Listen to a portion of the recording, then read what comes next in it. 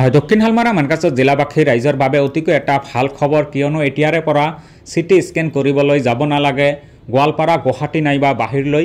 কিয়নো ৰবিবাৰে হাটশিঙমাৰী global hospital নামৰ ব্যক্তিগত চিকিৎসালয়ত আনুষ্ঠানিকভাৱে চিটি স্কেন মেচিন সংলগ্ন কৰা হয়।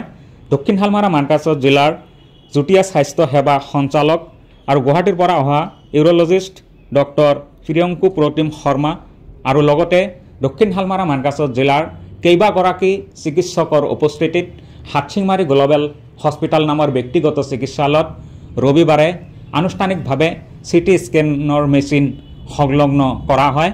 কিয়নো দক্ষিণ হালমাৰা মানকাচৰ জিলাবাসী ৰাইজে পূৰ্বত যিকোনো চিটি স্কেন কৰিবলৈ বাহিৰলৈ তথা গোৱালপাৰা নাইবা গুৱাহাটীলৈ যাবলগীয়া হৈছিল, কিন্তু এতিয়াৰে পৰা চিন্তাৰ কোনো কাৰণ নাই। ৰবিবাৰে হাটশিঙমাৰী গ্ল'বেল হস্পিটেল নামৰ ব্যক্তিগত চিকিৎসালয়ত আনুষ্ঠানিকভাৱে চিটি স্কেন মেচিন সংলগ্ন কৰা হয়।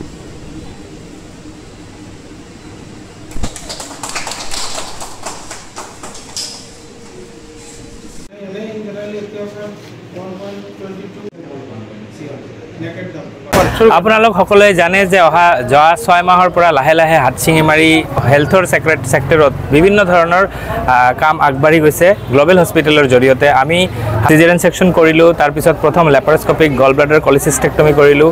তাৰ উপৰিও বিভিন্ন ধৰণৰ আধুনিক যিবোৰ পৰীক্ষা নিৰীক্ষাৰ ব্যৱস্থা যেনেকৈ চিটি স্কেন আজি আমি শুভ উদ্বোধনী কৰিছোঁ, আৰু এইটো এটা আমাৰ কাৰণে অতি গৌৰৱৰ দিন।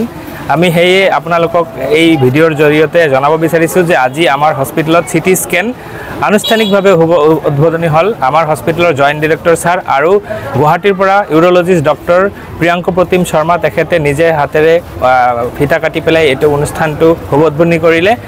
আৰু এইটো হোৱাৰ পিছত আৰু এটা আমি ষ্টেপ ল'লোঁ এই হেল্থ কেয়াৰৰ ক্ষেত্ৰত, মানে জিলাত আগবঢ়াৰ ক্ষেত্ৰত।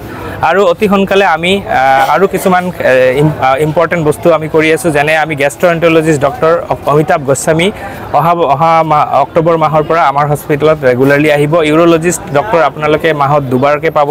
তাৰ উপৰিও ডাৰ্মাটলজিষ্ট আৰু কিছুমান নতুন বিভাগ যেনেকৈ ডেণ্টেল আমাৰ হস্পিটেলত মানে অন্তৰ্ভুক্ত কৰা হ'ব। তাৰ উপৰিও অৰ্থপেডিক্স ডক্টৰো গুৱাহাটীৰ পৰা আৰু পাটনাৰ পৰাও আমি যোগাযোগ কৰিছোঁ। সেই ডক্টৰসকলেও অতি সোনকালে আমাৰ হস্পিটেলত আহিব।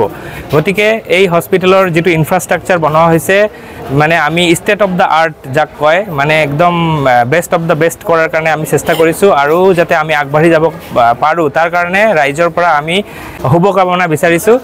আপোনালোকে চাই আছে নিউজ কেয়াৰ 24, সত্যৰ সন্ধানত অবিৰত যাত্ৰা।